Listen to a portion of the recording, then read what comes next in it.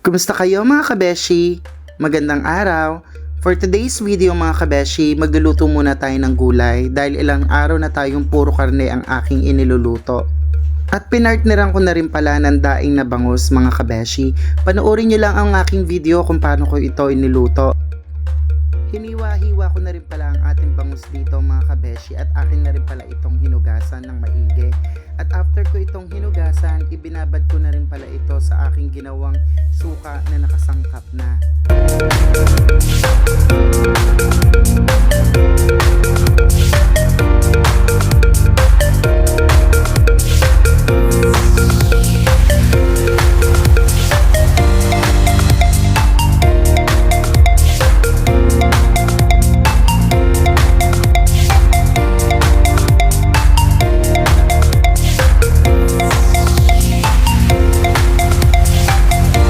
At syempre, hindi mawawala ang ating kalabasa.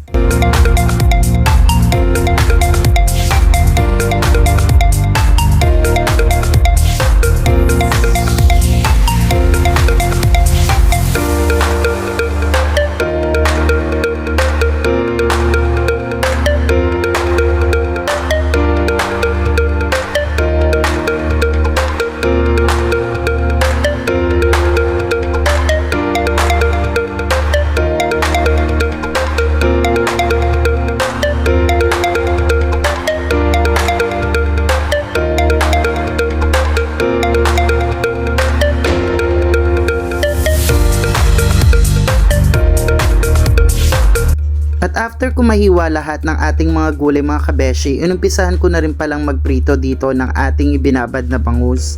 Init na rin pala ako ng mantika dito mga kabeshi.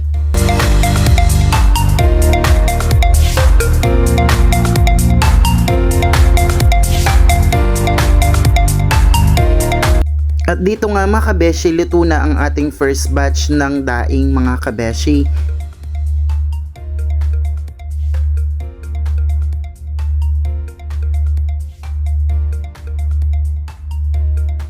Isinalang ko na rin ang second batch ng ating bangus mga kabeshi.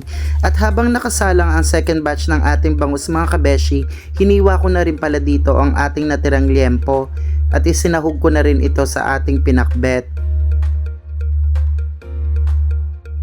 At pagkahiwa ng ating karne mga kabeshi, inumpisahan ko na rin hugasan lahat ng ating mga gulay.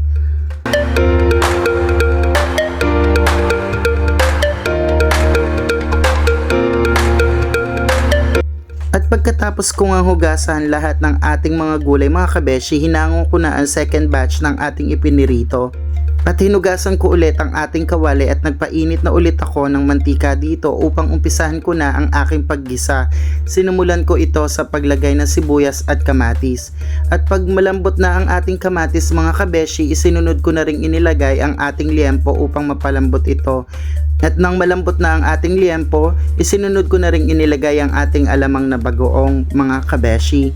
At pag okay na ang lambot ng ating liempo mga kabeshi, ilagay na natin ang pinakamatigas sa lahat ng gulay na ating sangkap, ang kalabasa. At naglagay na rin ako ng 1 tasang tubig dito upang hindi ito matuyuan. At akin lang itong tinakpan upang lumambot ang ating karne at ang ating kalabasa. At nung malambot na ang ating kalabasa mga kabeshi, isinunod ko na rin inilagay ang ating sitaw, okra at ang ating ampalaya. At nang malambot na ito mga kabeshi, isinunod ko na rin ilagay ang ating talong.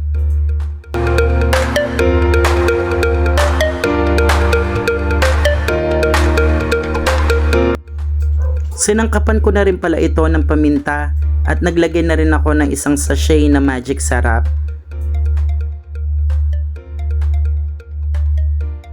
Isinunod ko na rin ilagay ang ating chicharon mga kabeshi at takpan lamang natin ito upang lumambot lahat ng mga gulay. At dito nga mga kabeshi, luto na ang ating pinakbet. Ano pang hinihintay natin mga kabeshi? Mag-plating na tayo. Tara, kain tayo. Thanks for watching mga kabeshi.